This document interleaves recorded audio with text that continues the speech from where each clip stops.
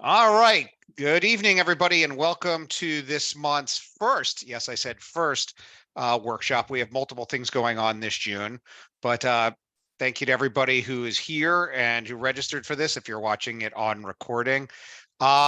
And as we have it up on the screen on the slider here, I'll pause on what we're going to be doing tonight, although hopefully you all know why you're here. We're going to be eventually transitioning into, and I will hand off to the main act here of John to talk about our putting AI to work for learning and development. But first, couple of just overall announcements, upcoming events, those kind of things. I know we do have some people who registered for this event as their first with L&D Philly, so thank you for joining. Want to go through a couple of things on our site, including what we have coming up next. So I'll do that. So if you joined as a member, you have access to all of our online workshops with no charge and discounted to all of our in-person things. We're hoping to get some more in-person stuff going and also just some other engagement activities. But our next workshop is going to be on June 21st. And most of our events have been in the evening, but we're trying out some, especially in the summer here, some lunchtime events because everybody wants to, especially on the weekends, wants to head down the shore and all that good stuff. So we're going to try to make this more accessible. And so the next one we have coming up is June 21st. It's using Microsoft Teams for virtual learning. As we are holding this particular session on Zoom, I will tell you I have an affinity for Zoom, and I suspect many of you are in the same situation. But even though I have Zoom as a preference, Teams is becoming more and more predominant. So how do we better leverage it for virtual delivery? Joe Cook is going to be Zooming in from the UK. She has been doing this since well before it became a thing with the pandemic, which is also a theme you'll see in kind of what we're doing with John tonight too, is there's a lot of people who have popped up in a lot of the areas we work in who are relatively new to the areas. And we're trying to bring in some of the veterans, we'll say, with some experience, not only in current, but have some deeper experience in this stuff. So that's with Joe Cook on June 21st. You can register for that. Then let's see what else. That was John again. Another quick plug for membership. As I mentioned, we're getting to do some in-person stuff. So on July 25th, this is a member-only thing, which I think the majority of you are all members. So if you are a member and you miss people like I do, I mean, I can see some of you now in 2 dimensions. I like people in 3 dimensions occasionally. I get to prove that I still have legs and all that kind of good stuff. So if you want to come out and do some networking, we're going to be at the Ban Asian Bistro in Abington on Tuesday, July 25th from 6:30 to 8:30. There'll be some food provided, drinks are on you, but come hang out and meet some people in our community. And if weather cooperates and there's no more smoke screen, they have outdoor seating as well, and we can enjoy the hopefully nice weather. And then next upcoming thing I want to talk about is another new initiative. You should have all received an email today announcing this, actually, which is our TED at Work Summer Series. And so we're really excited. We partnered with TED at Work on a series of events, and it may go past the summer, but right now we've got the summer set up. And this all came from some ideas of how can we get back some of the community engagement. And when I say community engagement, with our community that we had pre-pandemic. And this is going to be a great event tonight, but I've realized we don't, other than a couple of minutes, a brief chit chat in the beginning here, we don't get those impromptu conversations that we had when people were coming to in-person events. So we're going to try some, not that all our presentations aren't interactive, but this one is geared entirely towards discussion. And so here's how this is going to work. The benefit of partnering with TED at Work and them sponsoring these sessions is that we are going to actually live stream the TED Talk. So as it says on the graphic and in the email today, no prep necessary. All you got to do is show up, and I'll hit play on the TED Talk, and then we'll have discussions. They have a solution with discussion prompts and things that we'll be able to do, and some small groups, some big group stuff. And the idea will be to get to chat with our peers and hopefully walk away with some new contacts as well, or reconnect with previous ones if that's how it goes down as well. So Looking forward to those. There's a series of them. First one's on June 28th, and then those one July 12th and one August 23rd. And you'll see the topics there as well. Again, for members, no charge to register for these. And they all run noon to 1. Philly time, at least, since we have people from across the country. So those are some of our upcoming events. You'll notice I'm doing all of this from the website, and the reason is you've registered to get here, so you get our emails, you've been on the website, and all the info is here. So as I show you, if you need to get back to it, you know exactly where to go. If you click on any of these pictures in the slideshow, it'll take you directly to a registration page. In the case of TED, what it takes you to is a page that has all the different events on it. So feel free to check that out and register. And of course, now it doesn't want to let me go back. Technology, right? Let's try this again. Go back and no, because it opened another window. That's why back didn't work. I've been foiled by my own programming. All right, let's try that one more time. All right, there we go. All right, so other stuff to be on the lookout for here. Starting with, we've got, so our upcoming events are here, but I basically went through all of those. On this side, we have partner events. So if you're looking for other professional associations in the area and what they've got going on, you can find them here. We want to be a hub for everybody to find events across the area. If you haven't had enough of ChatGPT after tonight, and not that we probably all are getting messages about like daily ChatGPT workshops. Of course, this one is the best one, but there are others out there. So our friends at ATD Philly are running one next week. You can check them out, or open your email and respond to one of the 5 invitations you have right now. So that's that piece of it. I will point out, we do have a job board on here. Members can post for free. We don't have any active postings on here at the moment. So if you are hiring or know of any positions that are out there, any member, as long as you're logged into the site, you just come in here and you can post a job and it goes out for free. You can also see our Twitter here. If you're not following our LinkedIn group, please look us up on LinkedIn as well. And then I just want to give a quick shout out to our sponsors here. We have 3 main sponsors at the moment.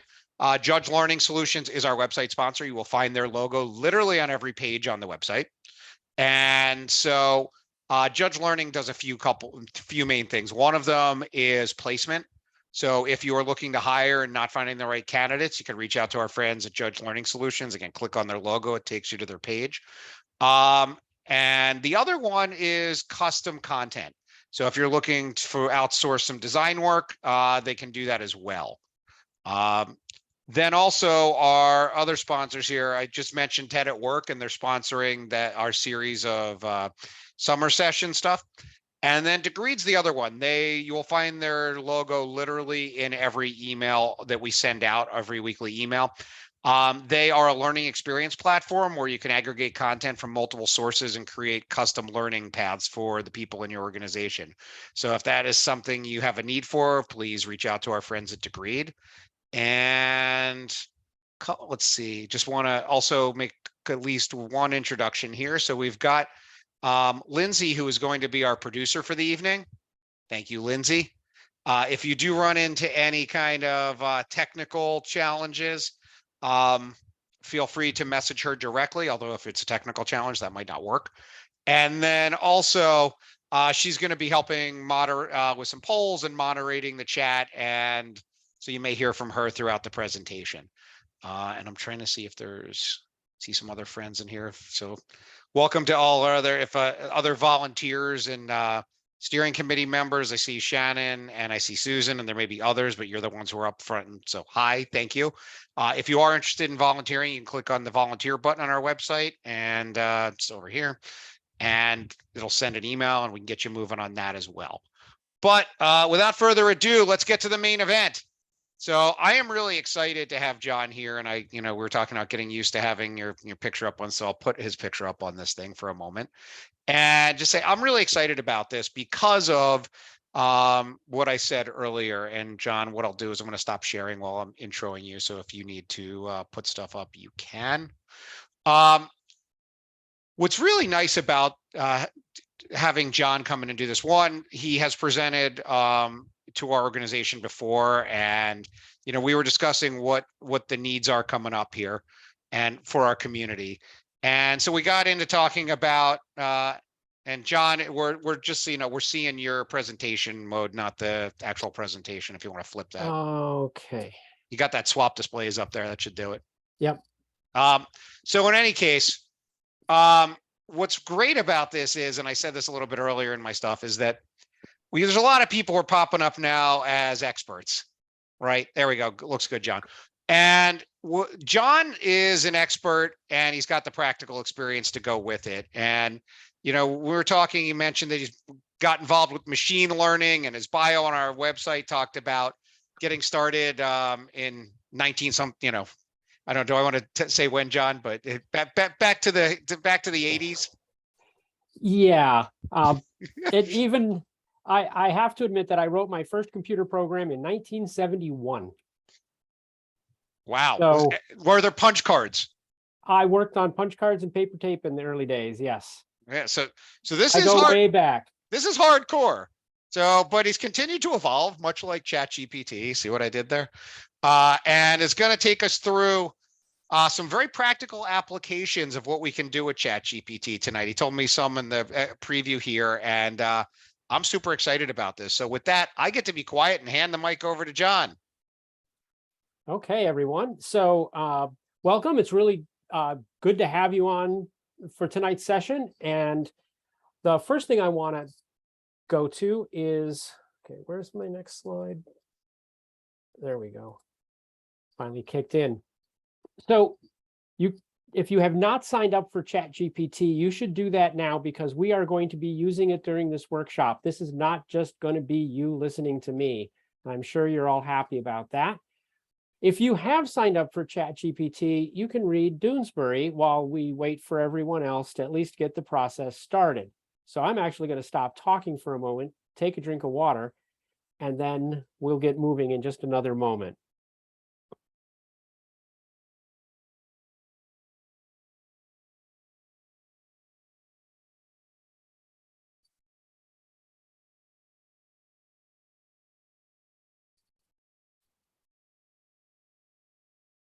A little bit about me.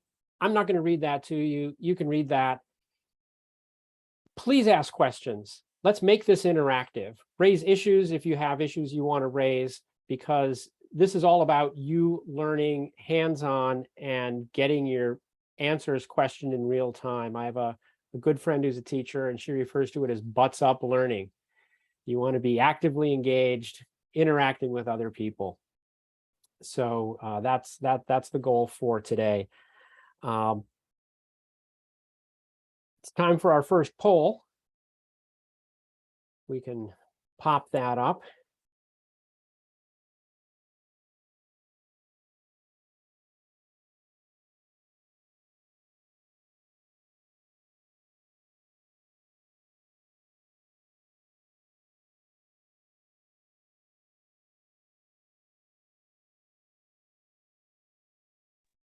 Okay, it looks like we've got the numbers close to settling down. We have 27 responses so far. Oh, 29. Okay, so it looks like a fair number of you have played with ChatGPT. Let's say 40% have played with it, 40% have not used it, and only about 20% have actually used it job related. So today is about job related use of ChatGPT, and I think this is a good mix of folks. I'd love to hear in the chat or aloud from folks who have already been using it on the job about how it's going, and what you've done and what you've learned. So that would be really great. The goals for today are really pretty ambitious. I was joking with Josh earlier, I had to take about 4 years of material and try to get it into 75 minutes. But really the goal is to give you a brief understanding of AI. And I'm not going to spend a lot of time on that, but there are a few things that I think it's really important to know about AI when you work with it. And then the bulk of this is going to be about working with the AI. We're going to get hands-on with it, and I think that's going to be a lot of fun. I know I enjoy doing it, and I found it amazing when I started using it. And I've been working in this field for decades. The last thing, and I think it's worth sticking around for, is preparing for disruption. I'm going to have a conversation at the end where I'm going to share with you my most recent project and what I've been working on at Interflexion, which is using conversational AI and role play. But I also want to talk about how AI is going to change the workplace and how it's going to change the role of L&D in the workplace. And this is different than a lot of other technology revolutions, especially as it relates to the learning and development folks. So that's, I think, going to be a really good discussion, and I think it's definitely worth sticking around for. And I see Julie says that she created a short animated video script. So that's fun. I'd love to know more about that. We're going to have a brief period where we talk about graphics and video at one point, because ChatGPT mixed with those things is a really powerful combination. Awesome. So let's talk about AI. It's really just computers mimicking human cognitive abilities. It is artificial. It is not a human-like intelligence, even if it feels like it sometime. It typically does just one thing, often really well, and it's typically disembodied. We rarely encounter the robots of sci-fi. Mostly it's just software running on machines, and that makes a big difference in how it does or does not understand the world. The AI is very limited in its scope and what it can do. It's not based in a world model. We're going to talk about this at various points. Human intelligence, we have this notion of people. I know Josh is a person. He's in the world. He has motives. He acts in a certain way. If he's, in a car, he's moving in a direction. Computers have no notion of any of those things, and we'll see how that plays out a little bit later. They're just statistical engines and all of that, but they are very fast. If you could put in the chat any questions you might have about AI, or just shout them out as I go through the next, it's just 2 or 3 slides on AI. I'd be happy to try and cover those questions. And I reserve the right to put anything into the parking lot if it's going to lead us down a rabbit hole. So it's very useful to think of AI in 2 large categories today. There's the generative AI, which is the stuff that is creative. ChatGPT and the image generators, the video generators, and so forth. And then there's the whole world of everything else, industrial robots and process automation, recommendation engines, and so forth. And we're going to really be focused entirely on generative AI today, and in particular, almost always the language stuff. And speaking of language stuff, you'll notice that I use a lot of words in my slides. I'm a word person. That's why I work in natural language processing. And so if you were hoping to come to a TED Talk style, lots of pictures and no words PowerPoint, you've come to the wrong place, but I promise you it'll be worth the effort to do the reading. Let's play a game. When I say Marco, what do you say? Hello. Right. What does that mean? It's a guy. Right, but what does Marco Polo, who established trade between Italy and the Far East, got to do with playing games underwater? My point is this. That's how ChatGPT understands the world. For ChatGPT, everything is a game of Marco Polo. You give it a prompt, and it comes back with something that could be nonsense. There's no meaning, as far as ChatGPT is concerned, to anything it says to you. It has been trained on a large body of data. it knows that you say to it a certain thing, when it sees a bunch of words, that linguists actually call it bag of words analysis, that it should respond with its own bag of words, and it just comes right back at you. It is a statistical supercomputer. It's read everything. It can behave like a crazy intern. I would encourage you, though, to think of it as mansplaining as a service. It's often wrong. It says everything with absolute confidence, even when it's completely wrong. I was asking it some details. I was building a bunch of protection for my vegetable garden, and I needed to know some structural engineering questions, and it was completely wrong, but it stated it as if it was 100% certain that this was right. And the other thing I would ask of you when you encounter AI is to not use any kind of gendered pronouns. Please call it it and only it. Even if it's Siri, if you have to call it Siri, that's fine. Refer to it as Siri. But it can, I just encourage people not to think of them as people, because they're not, even though there are times when you need to treat them as such, but we'll get into that. So without any further ado, let's talk to ChatGPT. So please log in and go to the prompt.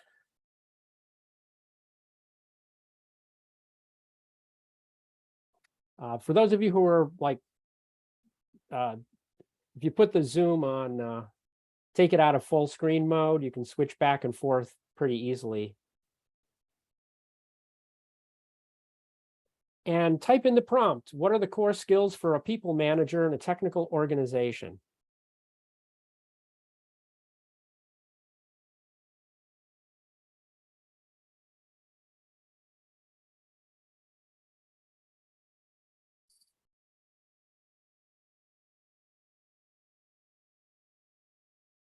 And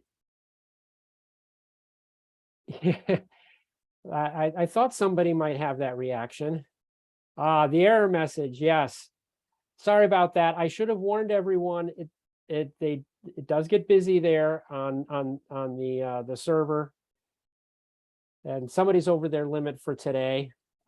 That's okay, because I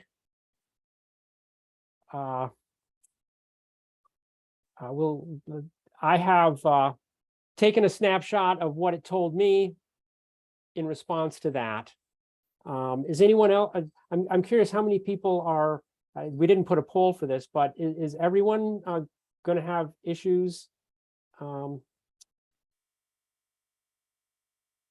Josh, you got the response. Okay, so a lot of folks are having it work for them.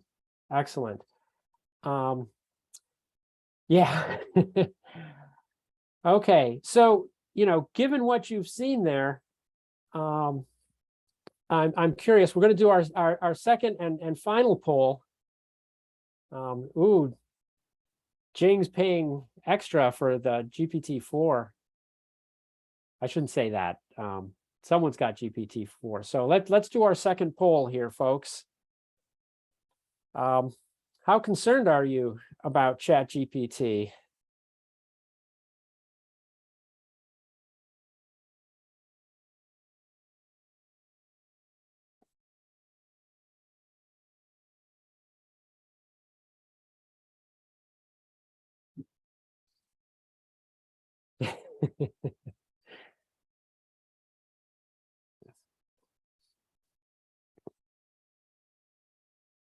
Okay, it looks like we've got all the voting in.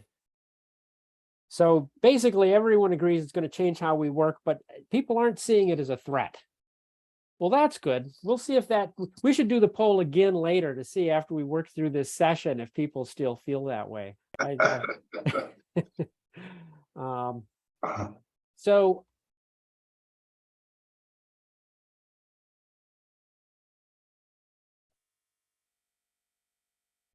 oh, come on. There we go. So now we're into the main bit here, people working with AI. And I do believe that just as working with computers, just as working with stone tools in an earlier era was the key to success in society, I think working with AI is going to be really important. And knowing how to do that is something that we as learning and development professionals have to help everyone in our organizations with.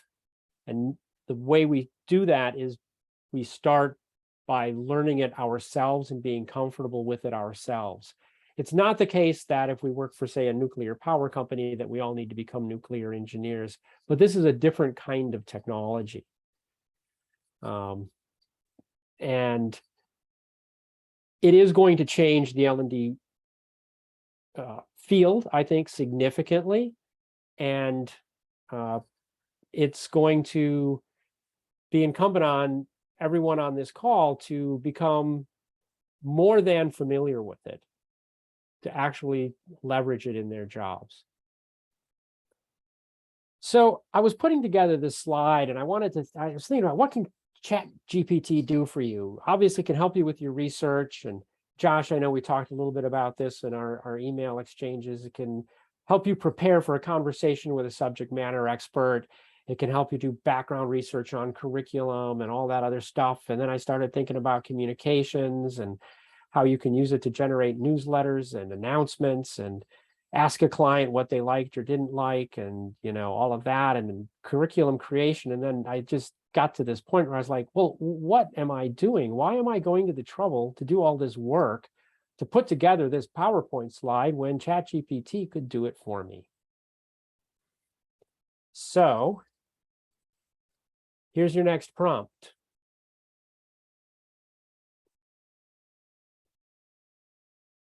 Go ahead and put this in. Take a moment to get the answer. When I did it, I got this back, which is a lot. If you can't read it, that's okay, because I will be synthesizing it for you as we go through the next few prompts and making it simple. But the short version is that it gave me a really interesting list of things that I could use ChatGPT for to help me in developing and training people, including content creation, but also learner support, doing interactive scenarios and simulations, personalizing learning paths, doing assessments and feedback, virtual role play, language training. Lillian asks, does everyone get the same answer to the same question? I have found that I almost never get the same answer to the same question when I use ChatGPT. The context that you create is going, and we'll talk about context in another minute. Whether you ask a question earlier will affect the answers that it gives now, but also it can just randomly generate a different response. It's kind of weird, but I don't always get the same answer, and you won't either. And when you try it again, you won't. So yeah, Josh, Jing, John, Shannon, everyone's seeing that. And I think this is something to look out for, because the answers are never complete. Remember, this is that crazy intern that is tireless but makes a lot of mistakes, but does a lot of work. So as editors, and we're going to talk about the importance of QA and editing in a little bit, that's a really great lesson right off the top. I mean random in the vernacular. Thanks. So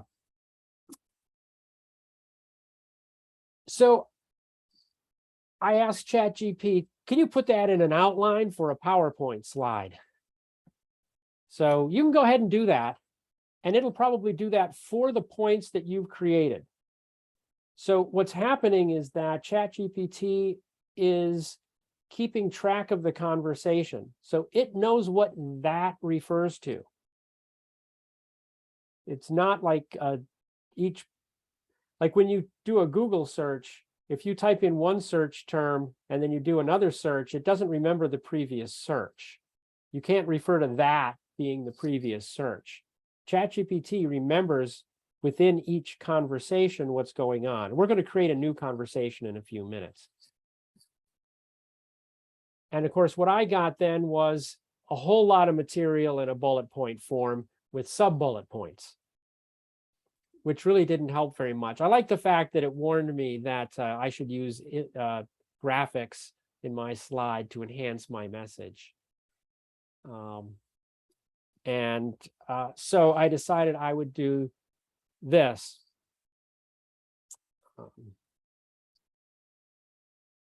And go ahead and do the same thing for those of you, and put it in your own words. You don't have to use the words in the prompt. Go ahead and make something up like, someone asks, why do I tell it that's an awful lot? I find that speaking to ChatGPT in my natural voice is a good way to get into a conversation with it, where I can start asking it to do things, asking it to drill down into topics, and it just, it feels more natural to me. So you should feel comfortable engaging ChatGPT.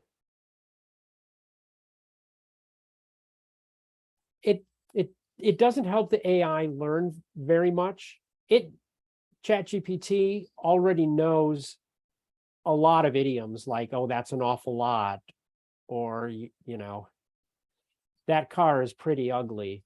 Those kinds of things it knows how to handle.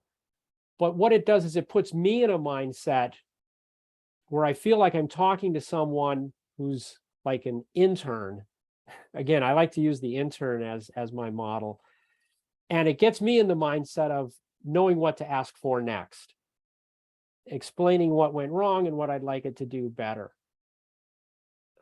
So this time it gave me something much shorter.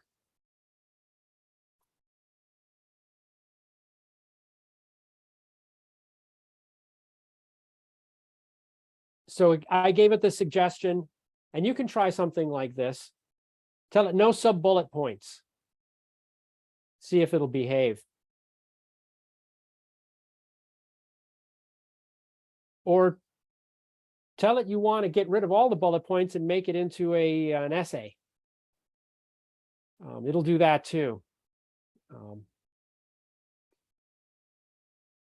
The point of this section here, of this practice, is to try and develop something that, you know, where you're comfortable with having it shrink, grow, expand, focus, and so forth. This is how ChatGPT interacts with you. And this is what I got back.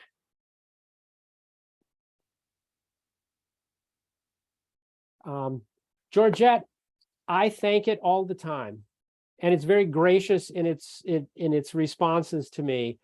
And I do that partly because I think it's just good practice. And Karen, I'm so sorry that you're getting errors. I wish I could change that for you, but it's not under. Teresa, I'm curious, Teresa, if this is your first time using ChatGPT.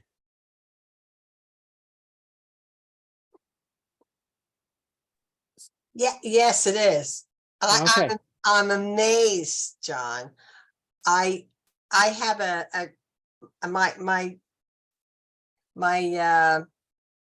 I have a little company called In It Together, and I connect with positivity, gratitude, and kindness. And I just put it in there, and it came up I'm trying to do a thing for SHRM for their state conference.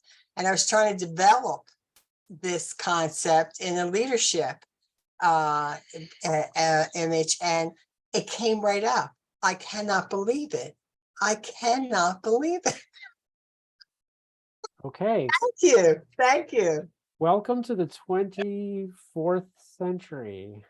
It is really, by the way, yes, Julie, the whole doing it as rap, that's actually a prompt technique, doing something as something else. So do it as a rap song, do it as a Shakespeare sonnet is a very popular thing as well.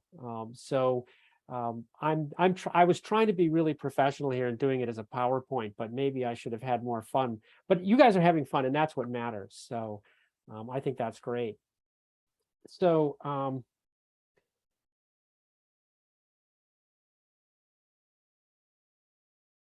what we're going to do, now that we've had a little bit of fun, we're going to take the next 15 or 20 minutes probably, and let's actually use this to create some training curriculum that you guys are working on today in your work lives. Or if you don't have anything that's currently on your plate, maybe something you've been interested in. Maybe you want to train yourself about something and you'll ask ChatGPT to create the curriculum that you're going to use to consume and learn from. But we're going to talk about prompting and some of the basics, something called engagement and how we engage with it. And we've seen some of that already, but also some useful tricks, some things that I think you'll find. I know when Josh and I originally talked about doing this, one of the areas of interest was, what are some of the tricks of the trade of getting the most out of ChatGPT? So, Hey, John, I don't know if this will help too, since we have people with errors. If you want, I can, if we don't need your screen up for it, I can share what I'm getting out of ChatGPT live as we're doing some of this, but I'll leave that up to you. I just wanted to offer. Oh, that's good. We may actually switch to that. Okay. I'm prepared if you need it. Okay. And for folks who are getting errors, and by the way, this is I've experienced those errors, and because this is my job, I actually pay the $30 a month to be put to the front of the queue. And you might find that in some parts of your organization that may be worthwhile.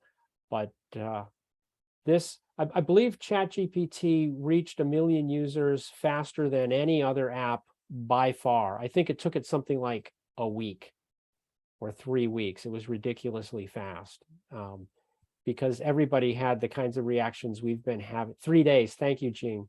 It was just mind-boggling, and everybody who saw it was just like, you have to see this. And so they're still struggling to keep up with the demand. We should have done this later after all the people in California went home, Josh. That probably would have we'd all be falling asleep or whatever. Anyway, so I also want to talk a little bit about output quality control. I don't have as much on that. I'm going to talk about it a little bit as we go through it, but I also do have a slide later on where I want to talk about some specific issues, especially bias, but also, relevancy and accuracy. So with that in mind, let's talk about the basics of prompting. Prompts are what you call the things you say to ChatGPT, your side of the conversation. ChatGPT maintains context. So you can set the context for ChatGPT by being very specific and detailed. You could say something like, I am creating training for a group of call center employees for a technology company that delivers software as a service to corporate clients.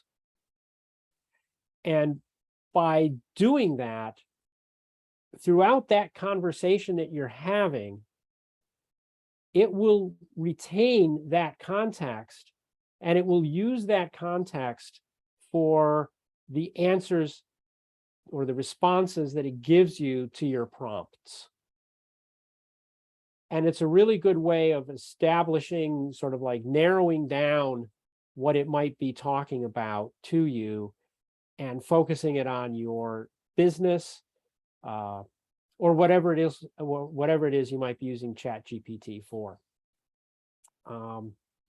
There's a left nav that keeps track of your previous conversations. I have a screen grab of it in another in the next slide when we're going to start a new chat. But you can maintain your entire history of the different conversations that you've had with ChatGPT. I do recommend saving the prompts and the styles and so forth that you like somewhere else outside of ChatGPT so that you can refer to them. You may end up giving a class not unlike this one, or a workshop not unlike this one, to your employees. And you might want to share what you've discovered are your best practices. And last but not least on the basics is there are, as Josh pointed out at the beginning, lots of folks out there happy to share what they know. There's lots of info about how to use prompts. And guess what? You can ask ChatGPT about better prompting because it knows a lot about prompting itself. And I highly recommend, if you have any questions, it's kind of unnerving that you can ask it questions on almost anything and it will have an answer. Remembering, of course, that it is mansplaining as a service and that everything it says must be taken with a grain of salt or more.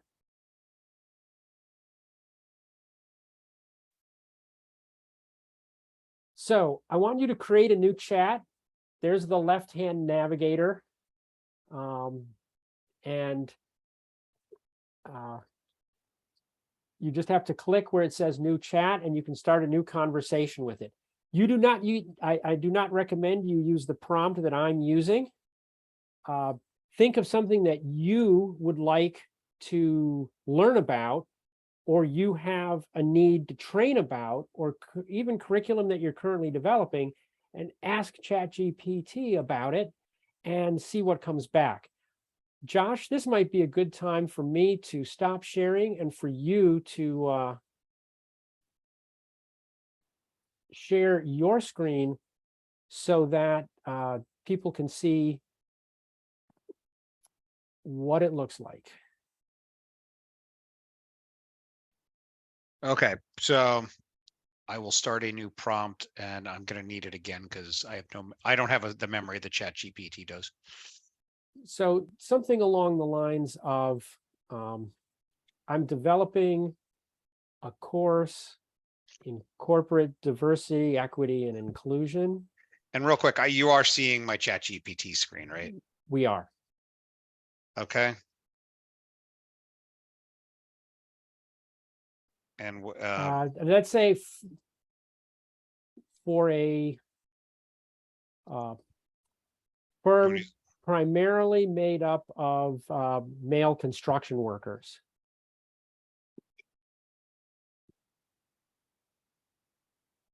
tough audience. What do you recommend?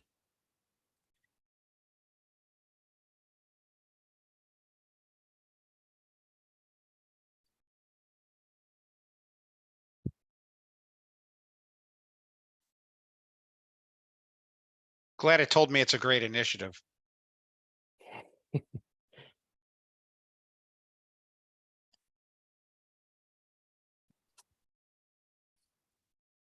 Can you do like whatever it is on your browser, the Control Plus or something, to make the Bigger. font a little bigger? Is it Control Plus? Yeah, it is. Good call, because I'm in full screen. That work? I don't There think I we can make go. it any bigger than that. That makes a big difference. Okay. So for the folks who are getting errors, were you able to follow that? I can do a slow scroll here too. Owner asks, can you copy slides for an existing training that you developed and have it improve upon it? Yes, you can. So you can ask it to improve on it. You can ask it to put it all into a similar style. I just recently had an interaction with a guy who had been putting together a book with a number of different authors, and they wanted it to all sound like it was written by the same author, each chapter. And so they just fed it through the AI to basically smooth out the style for all the different chapters. I don't know how to create or export it to PowerPoint. That's a good question. There's probably a way. I just do the cut and paste from the, make it in PowerPoint style. So somebody got a great a list of steps on how to train their faculty.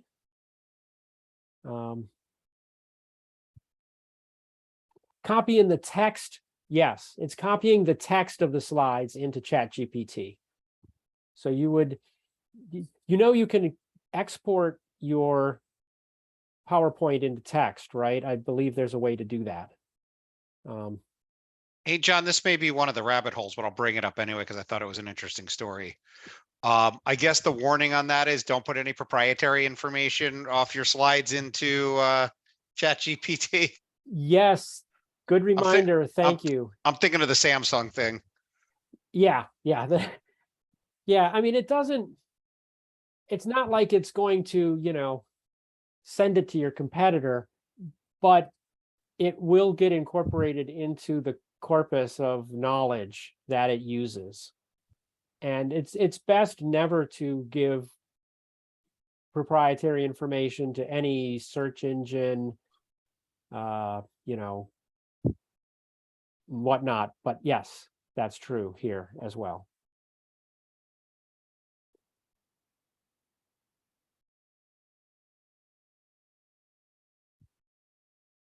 Okay, so I'm just going to read off of my slide here rather than sharing for the moment, because we're going to give you just another prompt in a moment, and I'll let Josh take it from there. As we were discussing earlier, you should have conversations with it. You can make small talk. You can be polite. It's good practice. I find polite language is just, it's so great to say please and thank you all the time. It's just a good habit to be in. ChatGPT doesn't mind if you're rude, but it will put you in a more conversational mood. And I think that's part of it. You can ask it to role play for you. So you can say, pretend you're my coworker and respond as if you were my coworker. And you could even describe your coworker. You could say, pretend you're my coworker, 35-year-old, college graduate, very ambitious, a little bit short-tempered, etc. And you can role play with ChatGPT some of the situations that you may be training for. You can ask for the format that you need. So you can, and I'll show you some details in a few minutes of, deeper ways of doing that. But you can say, I need this in PowerPoint format, or I want this as an essay, or I want it written as if it would be written by Raymond Chandler, or James Joyce. Actually, I've never tried James Joyce. That might be interesting. You can ask for more, elaborate on something. In developing curriculum, remember that first prompt we did about, what are the essential skills for a manager in a technical organization?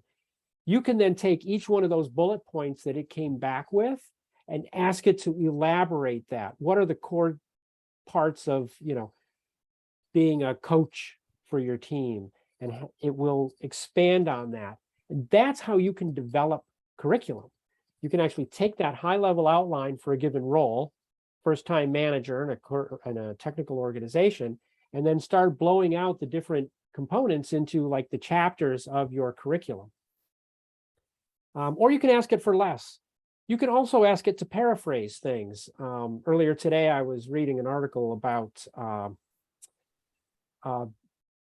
very, very long article about analyzing facial expressions and voice tone to determine emotional state.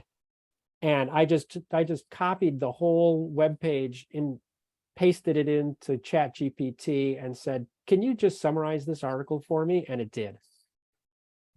So there are lots of ways that you can engage ChatGPT.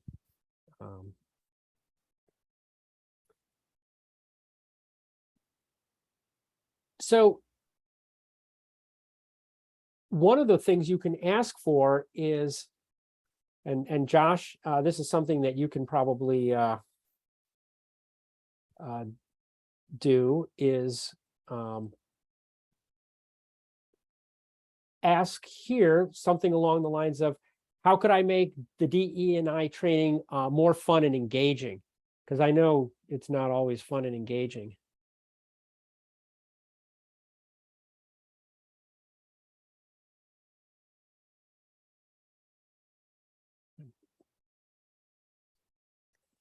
And yeah, Chris, when I write our weekly training tip, I put it back in ChatGPT to either make it sound more engaging or an easier read.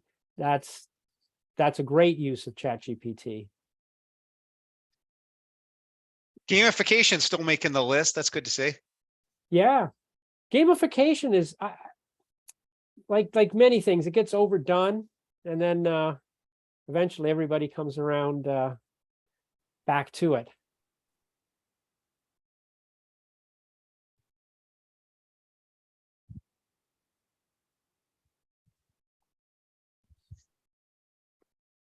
Using humor appropriately in DEI may or may not go over well. Boy, you got to be good. You got to be really good for that.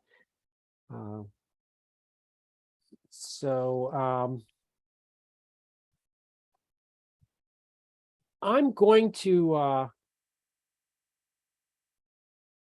take back the share here for the next few slides, Josh. got because it. I think we're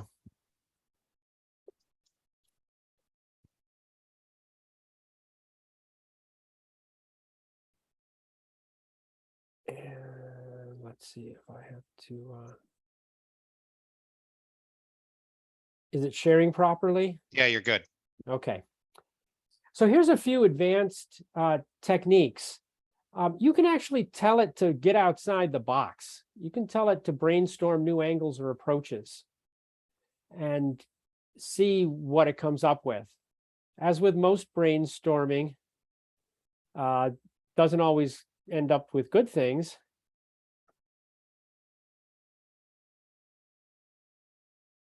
And oh yeah, the code thing. We're gonna.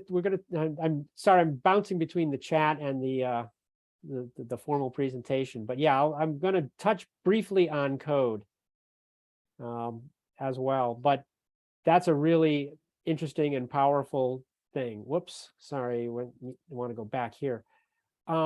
You can ask it to incorporate specific themes. So you can say, I want you to write an email, but I want you to include these very specific themes in the email. You can address style, tonality, or mood, right?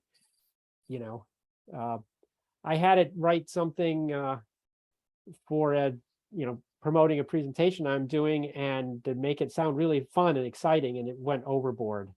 You can tell it what not to include.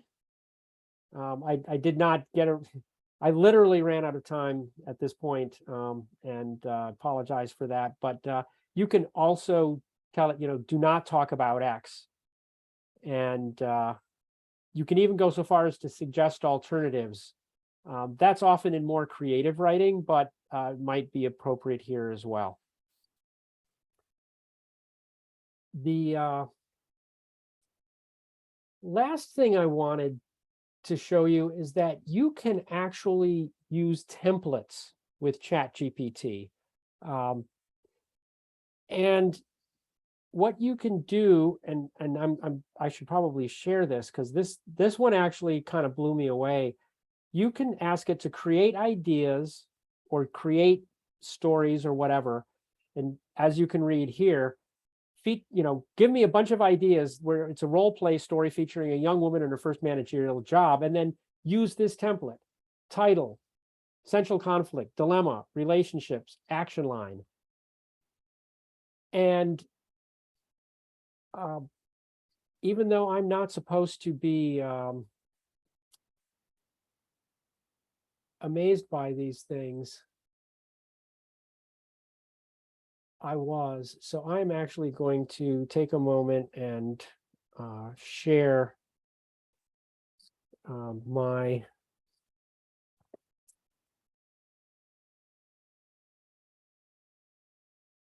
what it came back with for me, and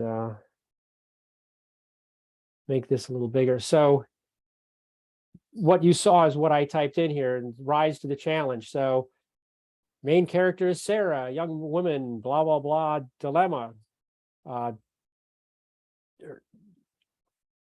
She's trying to react to the conflict by being overly strict and assertive and establishing her authority, but this creates tension. She has problematic relationship with a senior developer who is skeptical of her leadership abilities.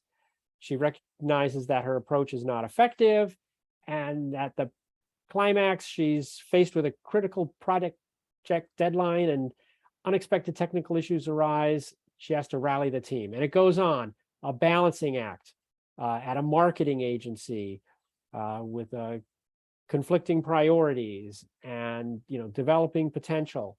And I could go on here and probably do something like continue generating. And let's see if it's so. You get the idea, but that I found really amazing.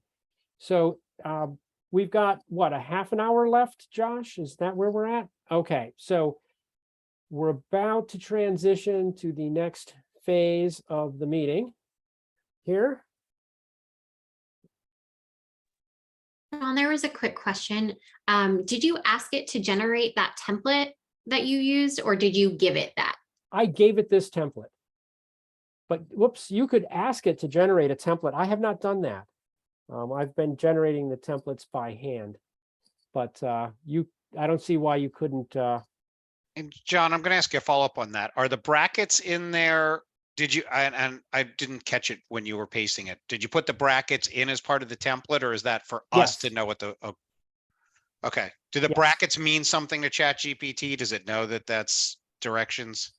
I don't know, Okay. Josh. I'm yelling Marco and it's yelling Polo back at me. So It's a good analogy again.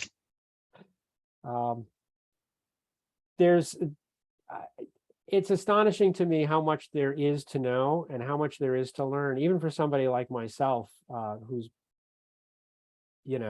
been involved in this for as long as I have. It's just impossible to keep up with everything. Oh,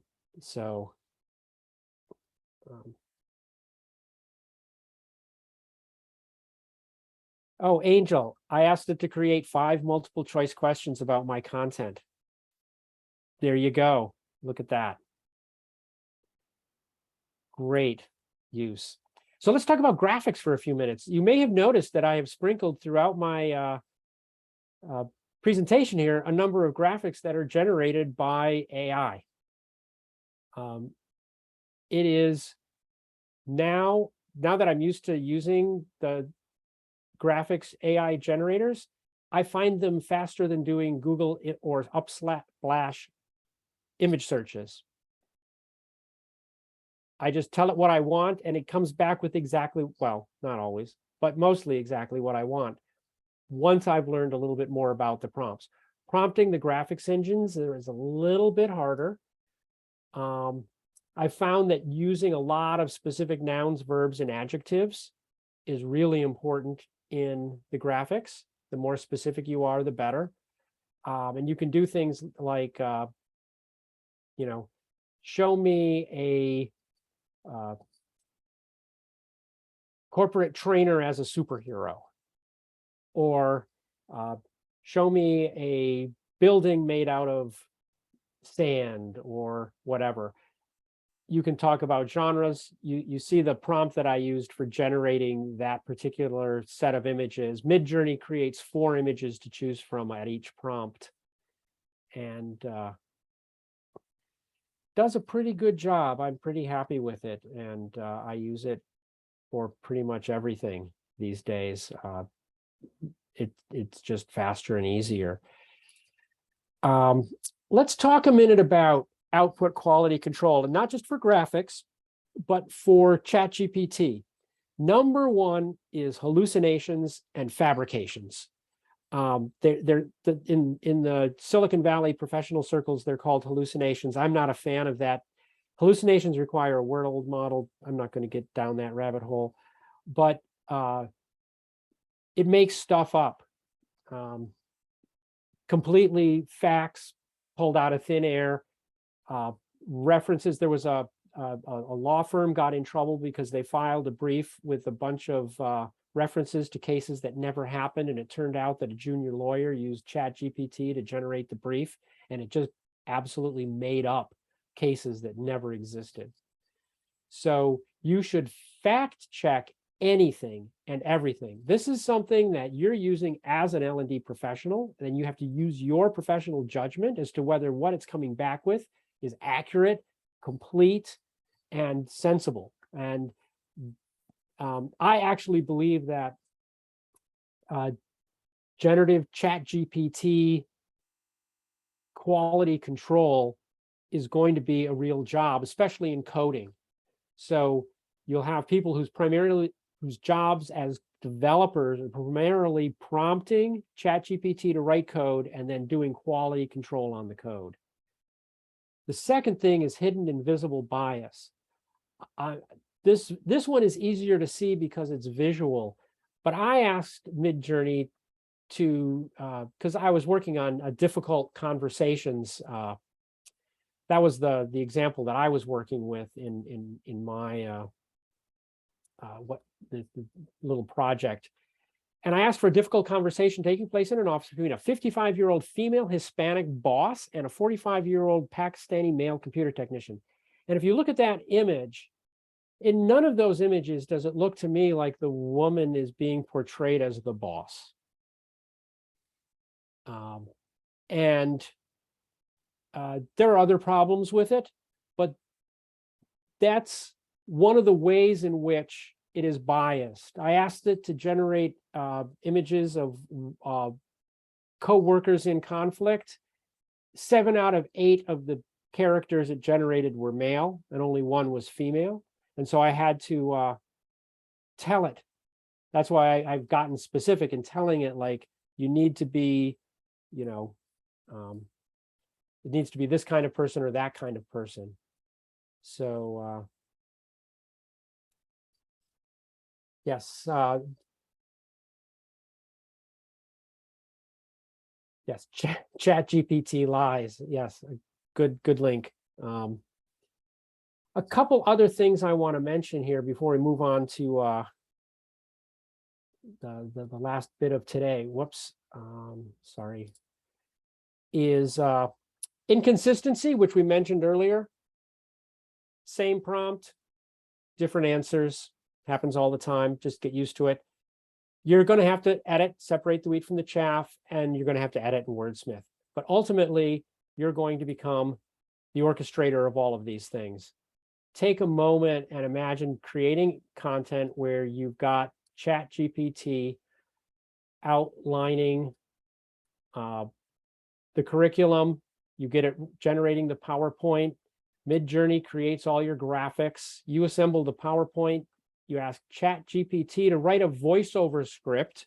Here's another trick. Once you've got your curriculum, you can pass the curriculum to ChatGPT. The prompt can be exceedingly long, by the way. It can be, like volumes. And ask it to write your voiceover script for your training program. And then you can actually create the final video in Synthesia. So let me show you what that might look like. I did this very quickly, so you'll have to pardon the somewhat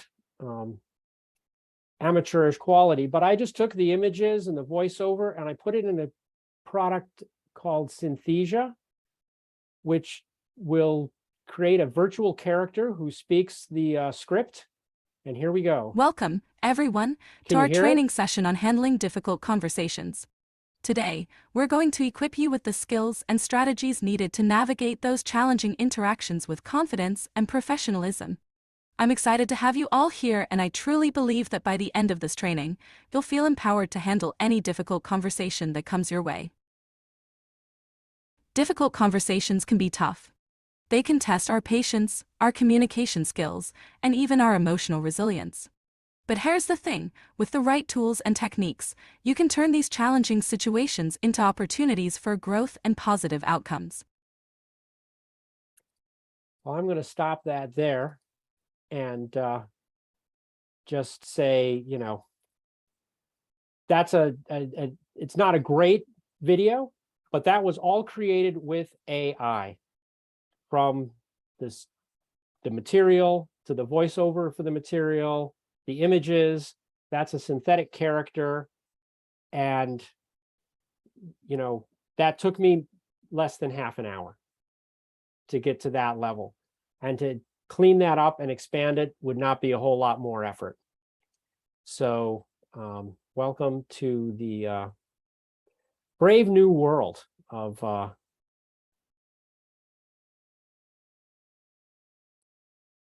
AI. So now we're going to change gears. Quick wrap up of phase 2 here of the workshop. You can orchestrate all of this. You have to edit. You have to be very careful with what it spits out. And you can integrate it all into a full set of curriculum. So yes, Mary Tobin, make it so. It is incredible. We have started using it here at Interflexion because it can really accelerate the work that we do. So let's talk about preparing for disruption. This is an interesting time in the industry. I'd be willing to bet that if any of you work in a large organization, you have a marketing group that's already using it for various purposes. I have no idea whether they're using it with appropriate safeguards and if they're looking out for bias or bad facts. As we've talked about with the coding, editing AI generated code will become a job, I believe, firmly. Andy, I am not a lawyer, but I do believe that you, as the person who prompts it, is the owner. If you're really worried, you should check. But my understanding is that you're on good footing, especially if you're not. Most of the people who get in trouble with this are people who are doing write me a story in the style of Stephen King, or create some graphic in the style of Banksy, or whatever it might be. If you're staying away from prompts like that, you're probably good. They are getting published out there, but again, I'm not a lawyer. It's new legal territory. For internal training purposes, I think you're in much better footing than you are if you're using images off of the internet or even Unsplash and so forth. John, we had another question about the Midjourney and Crayon and Dream Studio, some of those that you had thrown up here as recommendations. Do they charge for use? Some do and some don't. Midjourney does. Dream Studio and Crayon have a certain amount that you can do for free, but after a certain point, they want to charge you. As with most things in life, you get what you pay for. So that's true for Synthesia as well. They charge. You get a few for free, but then they charge. So, but if you are generating a lot of graphic images or you're generating a lot of videos, it can be a real money saver compared to having a graphic designer on staff or paying rights to Getty Images or whatever. So I just want to point out that, PwC did recently announce it's making a $1 billion investment to train its entire North American organization in AI, giving them the kinds of workshops that you're getting this evening. So there are organizations out there that recognize that this is going to be a big deal and they want to be ready for it.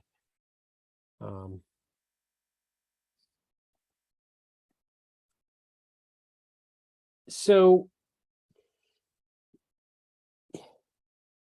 when factories were run by water, big water wheels, or water wheels driven by steam engines, those systems ran by belts. They ran axles through the factory and belts ran off of it down onto the individual machinery, whether in this case it was glass polishing or sewing machines. And when electricity came along, they tried attaching great big electric motors to those same systems, and it didn't work very well. And finally, after about 20 years, they figured out that if we just put a small electric motor on each sewing machine, we get the productivity enhancements that we were promised 20 years ago when electricity came along. And to answer Josh's question earlier about Skynet, I believe AI is going to be much more like electricity in that it's going to be a lot of little instances of AI doing specific things rather than one giant monolithic intelligence running the world. It's actually easier to kill one giant monolithic thing than it is to kill millions of little things. But that's, if you're worried about our future, that's what should keep you awake at night. But it is going to fundamentally change how we work, how we create value, the speed at which we produce results. I mean, if you are proficient in these tools, you could create an entire curriculum from conception to video in one day with the technologies that you saw here tonight. It's amazing.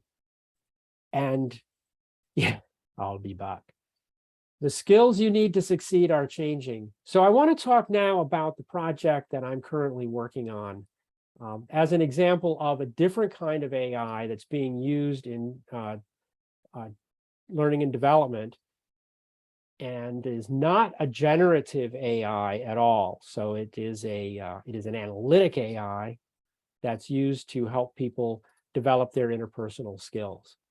And what it does is it engages in conversational role play with learners to train them in their conversational skills. And it analyzes the content of what they say, measures them, delivers feedback, and develops their, whether it's managerial or sales or customer service, whatever role they have in the organization, their conversational skills appropriate for their role.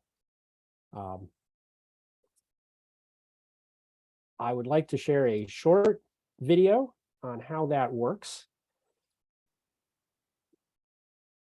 And then I'm going to get into predictions for the future and how L&D can act tomorrow, next week, next month, to prepare for the coming revolution in everyone's jobs as a result of the technologies we were playing with tonight.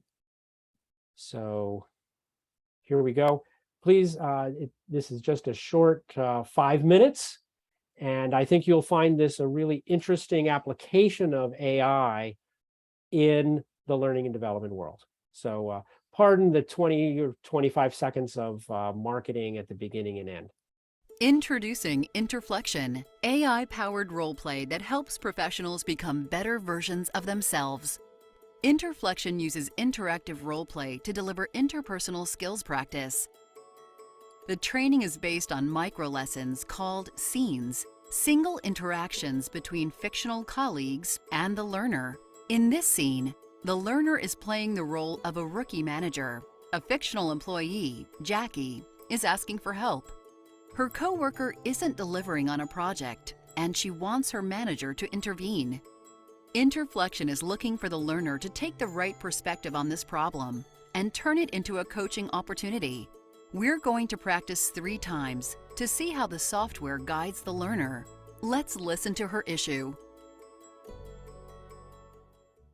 Hi, thanks for meeting with me.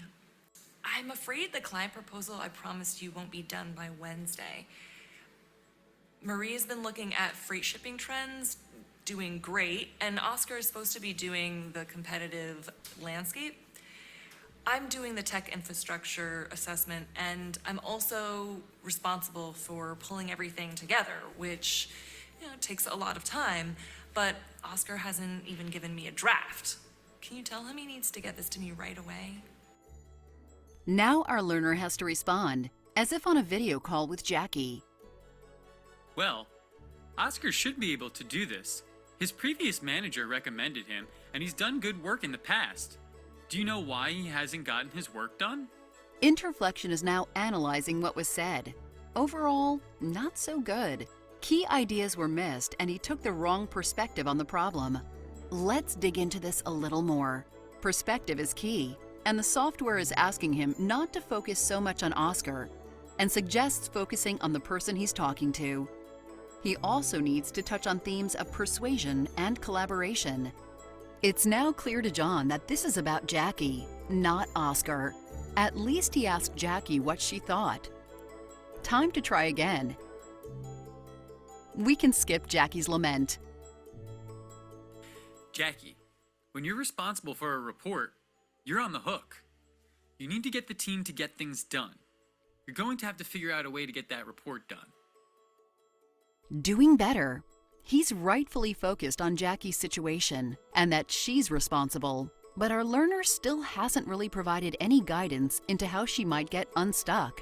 He can play back his response and see how he looked and sounded. Having watched himself, the learner unlocks access to an expert-level response. Let's see what that response looks like. Jackie, when you're responsible for a report, you're also responsible for any information needed to pull that report together. I know collaboration isn't always easy, and sometimes you need to convince people to get things done, even when you have no power over them. So what do you think might be an effective next step for you to take? Okay, Jackie is not only responsible, but she needs to collaborate with and use her influence on Oscar. Let's try this one more time. Jackie, when you're responsible for a report, you're responsible for getting the team to pull that report together. You have to convince people to do the work even when they have competing priorities. Collaboration is a must. What do you think an effective next step might be? Our learner has taken the right perspective. He's given Jackie suggestions and asked her to take the next steps. That's what a coaching mindset looks like in action. Let's take a look at a couple more benefits. John can review his skill acquisition by going to the My Skills screen. Notice that his overall performance for each soft skill is visible. It shows progression over time. You can touch any skill and see what behaviors you need to work on to get better. Not only can you see the abilities needed to master that soft skill, but you can also have a list of scenes to practice to hone that skill. Just one more feature before we wrap up. Every previous practice session for every scene is available for review, including the scoring and video replay. Here's a list of every Managing Peers practice session. You can review any previous session in detail, including transcript, video, and scoring. That's how Interflection coaches aspiring professionals to improve their interpersonal skills.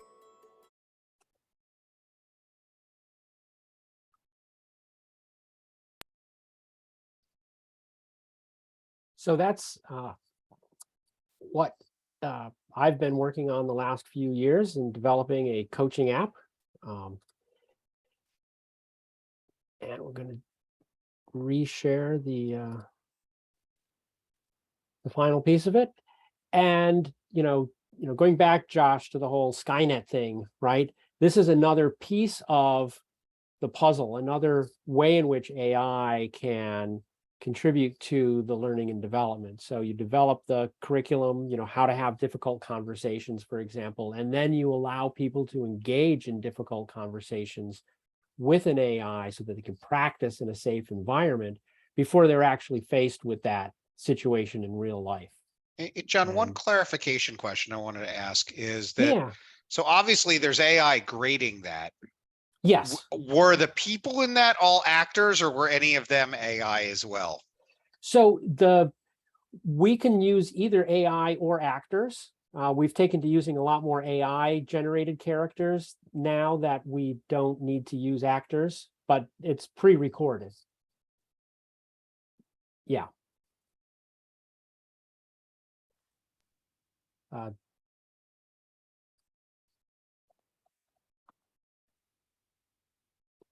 And as part of the whole, L&D,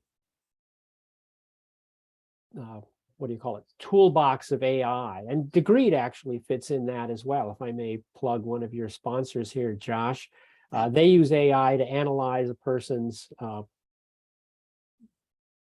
resume, training history, and career objectives to figure out, what should that learning path be. So it's not just a, hey, making it up as we go along, but here's what people who want to be in your role need, and here's how you fill those gaps.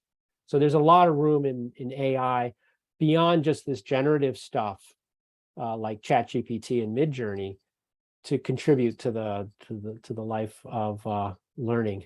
Yeah, the resume thing is specifically interesting. I saw an article that preceded a lot of Amazon's layoffs that they got rid of a large portion of their recruiting staff because they've got an algorithm that can go through and look at applicants and compare them against people successful in role.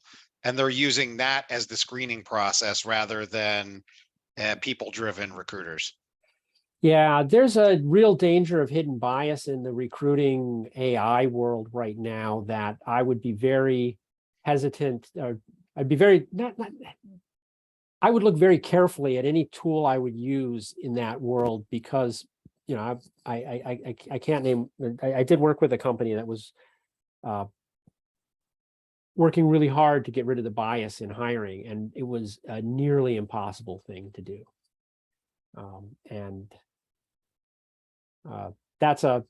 I know enough to know that that's a scary area. So that's the demo we just saw. So let's talk about things we can do tomorrow. And we've got 4 minutes here. I think I can get through my last couple of slides here in 4 minutes. Teach your team. You can do what I did here. Walk through it with them and learn as you go. Network internally and find a group that's interested. You want to have a pilot for your training. And last but not least, talk to your LMS vendor and find out what they're doing. Make sure they're on board and that their roadmap is going to be aligned with yours. Beyond that, you need to be thinking about your L&D processes, content creation, analytics, the need for scale. Where can AI help you in your job as L&D? Because if you're learning to use it, you will be in a position to identify the right training for the other organizations that are doing the same things and to be relevant in making them productive. And you can start preparing that course material. You've got to make people aware and have basic understanding. You've got to help them understand where it works and where it doesn't, and responsible use is really critical. There's some really interesting things coming down the road, though, beyond that.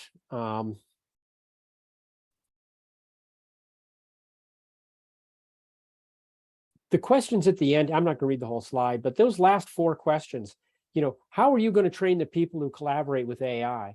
I don't know if this is something you want to outsource the way you outsource like your Excel training. Or if you do, you may want to be very involved in what they're training and how they're training to make sure that you are able to keep up with what your people's jobs are becoming as they evolve.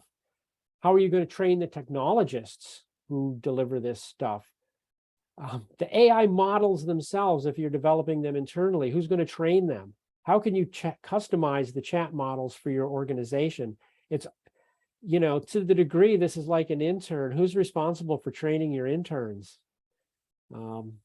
It's some interesting questions. I don't know the answer to all of these questions, but something you need to be thinking about. The last thing you want to have happen is to have a business leader come to L&D and for you guys to have not thought this through when they start asking questions. So, by the way, that's what Midjourney thinks L&D professionals as superheroes look like. You guys are, and all of us, we're preparing the next generation of workers to be successful. We want them to be visionaries, innovators, creators, and to do that subtle, nuanced, collaborative work that humans are uniquely capable of doing. And if you get there first, you will be the one to guide them there. So, you know, I think this is actually both a scary and a really exciting time to be in L&D. You have to embrace it and run with it. And I think by virtue of you folks signing up for this workshop, it's an indication that you are with the program. How'd I do on time, Josh? That is right at 8:30. So that was awesome, first of all. I know I thought I knew a good amount about this coming in. I know a lot more now. Since you are open for questions, I do wanted to say people may have to drop off, but if you want to stick around and ask some questions, I think John's good to hang for a few. So for those of you who need to depart, have a great evening. And for the rest of us, and John, thanks again. This is great, but I'll step back and see if anybody's got questions.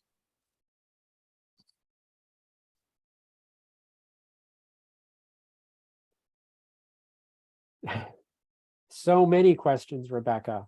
Yeah.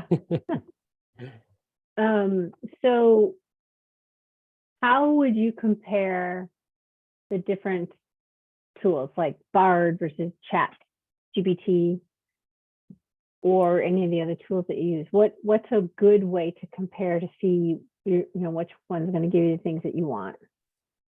I have only been working with ChatGPT at this point.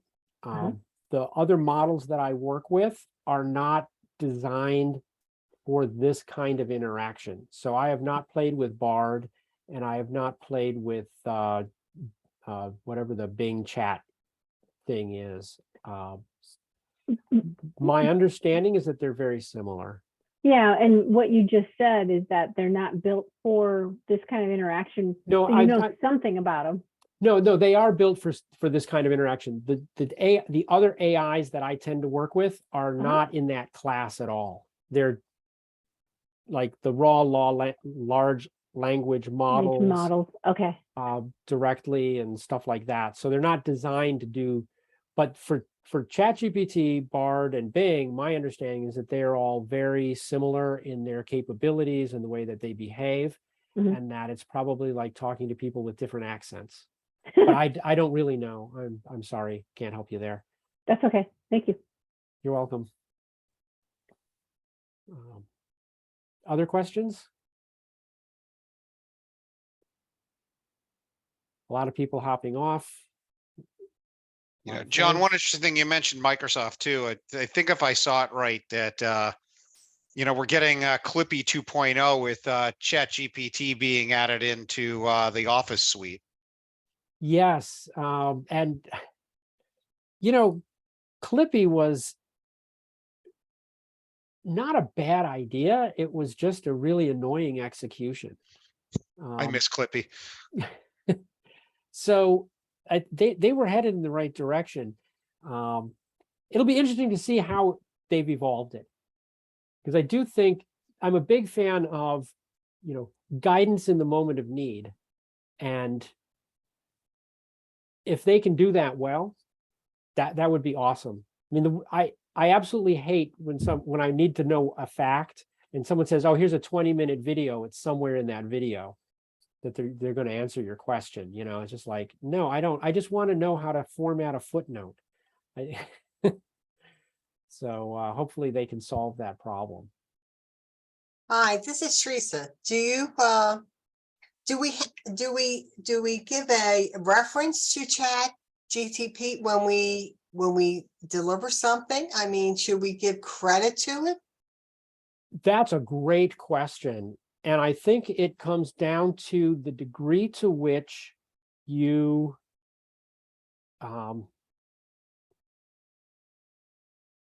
have relied on it to do the heavy lifting. If you follow the path that I hope I laid out here, it is one of, with a lot of editing, one with a lot of guidance, one where a lot of your knowledge is used to both drive the output as well as to edit it after it comes out.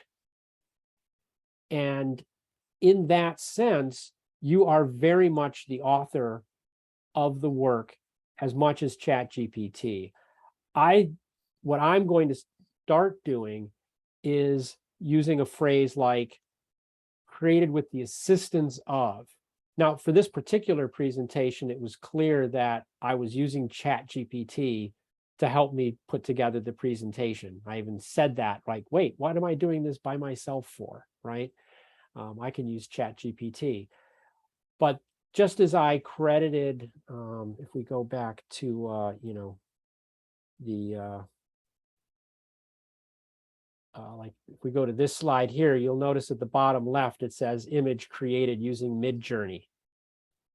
So I think, you know, I own the rights. I consider myself to be the rights owner of this image because I asked Midjourney to create it. I have no idea how many artists had Okay. to. It's interesting because I have a friend who has been writing some phenomenal articles on LinkedIn. And I said, where do you find the time? And he confessed that he's using Chat GPT. And he says, I put a subject in with some criteria, but I asked for 4 or 5 references because he said you have to be careful because some of the information you get, if you can't reference it, you have to be careful. But Absolutely, you have to fact check everything.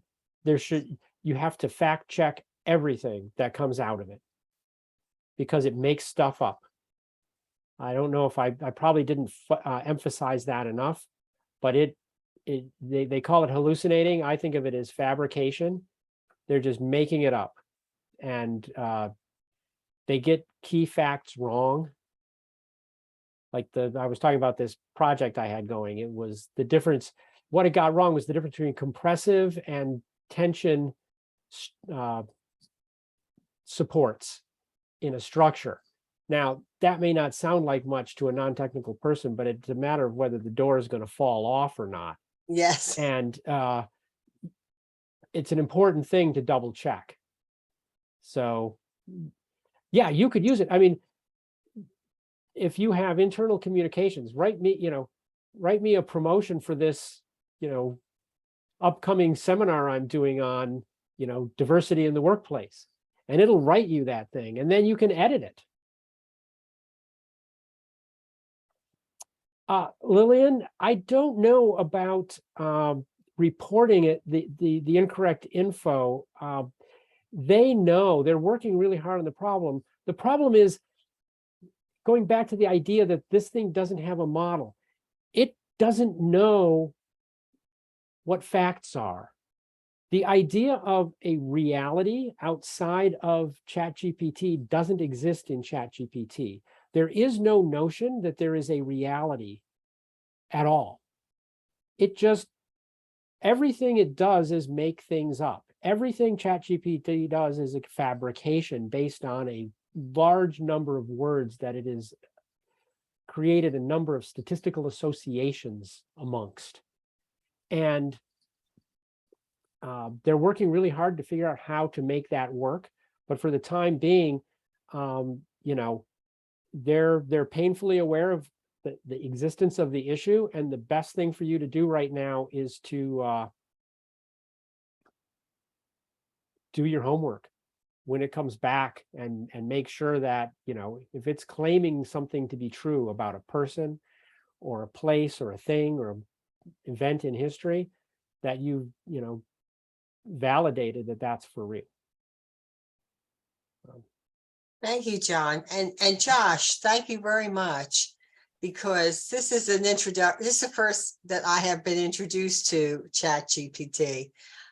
When my friend told me he was writing, you know, he's writing these fabulous articles, I'm saying, how are you doing these so often? And when he told me he used it, I said, oh my gosh, how do you find out about it? And it was so timely. Then I had the invitation to L&D to come to this meeting. Thank you so much, Josh. Thank you so much, John. I have to, unfortunately, You're welcome. but this was incredible. Thank you, thank you, thank you so much. And thank you, Lindsay. I see you're with L&D Professionals also. Thank you also. It's been a wonderful, and of course, we're partners with you with NSA. I should have had more of our NSA members should have been on this. Well, it is recorded, which on that note, I'm going to end the recording.